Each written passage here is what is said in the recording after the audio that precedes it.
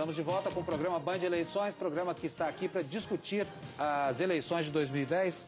E eu vou começar com uma pequena provocação. Nós tivemos aqui nos dois segmentos anteriores o Mitre dizendo que estava faltando a discussão de assuntos de natureza programática e o João dizendo que não é essa forma. Qual que é o formato? É que o João, desculpe, o João está falando da eficiência de uma campanha eleitoral.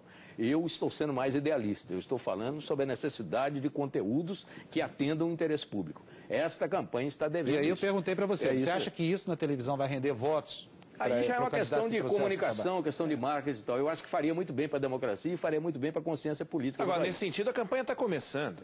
Por isso que dá tempo de discutir os temas que você está falando. Claro que dá tempo. E quando eu me refiro, um exemplo que eu dei, que foi a questão dos municípios, não é uma questão só técnica. O município é o ente federado mais próximo da população.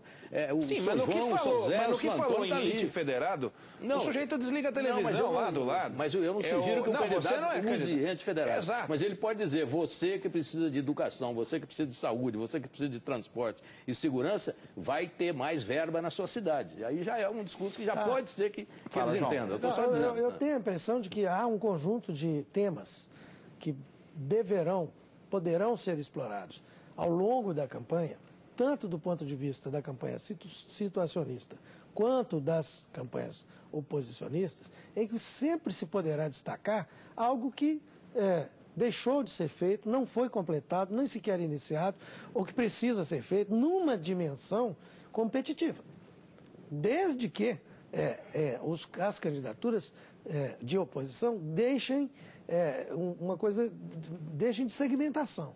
Eu acho que a Marina começou muito ambientalista demais, ela choveu num molhado que todo mundo já esperava. Eu acho que o Serra fez jus aquilo que foi a sua lembrança mais recente como ministro da Saúde, tá certo? Mas não se colocou como numa estatura de um candidato a presidente do Brasil. Tá certo? Ainda não.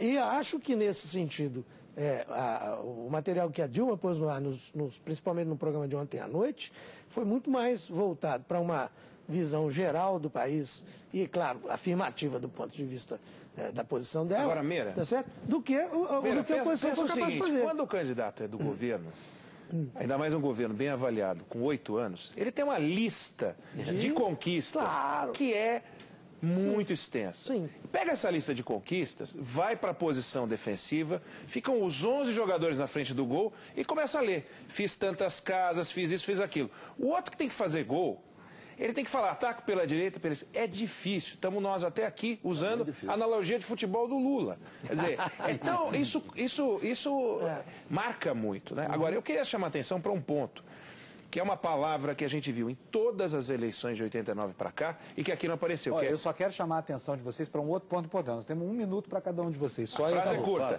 que é a governabilidade. Eu acho isso uma grande conquista dessa eleição. Ninguém falou que se ganhar A ou B, nós vamos ter problema de governabilidade. A gente ouviu isso em 89, em 94, em 2002 teve Carta ao Povo Brasileiro, tudo por quê? Governabilidade, para onde vai, o que vai acontecer com o Brasil. Então, a democracia chegou num ponto importante em 2010 que ganhe A ou B, os dois candidatos competitivos, não se discute mais governabilidade. Acho uma grande conquista. Eu acho que a governabilidade deve ser discutida num outro sentido.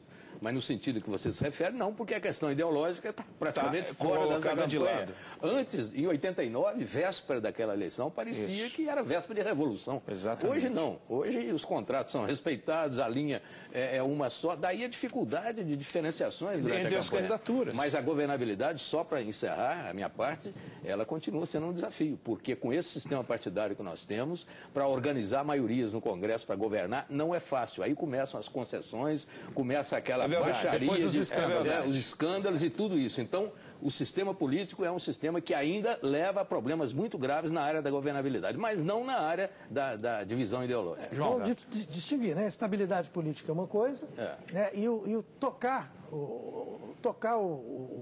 a política, fazer a política de maneira que ela seja transparente, que ela seja honesta. Existe uma palavra em inglês, accountability, quer dizer, você tem que haver prestação de contas. Nós andamos muito nisso no Brasil. Eu acho que já tem muita coisa. Agora, falta um sistema partidário. Nós não podemos ser um país de um partido só. né? Nós temos, gozado, tem um tantão de partidos, mas na verdade só tem um. Tá certo? E temos um problema com essa questão de oposição. Tá certo? Eu acho que a oposição não funcionou nos 8 anos de Lula e ela está pagando um preço muito sério hoje, porque não tem um programa alternativo. Eu quero agradecer, então, o João Francisco Beira, do Instituto Vox Populi, o Fernando Mitre, o Eduardo Oineg. Nós estamos terminando por aqui o programa de hoje. Voltamos na próxima semana com a cobertura completa das eleições de 2010. Lembrando que você pode fazer perguntas para os candidatos à presidência pelo portal eBand.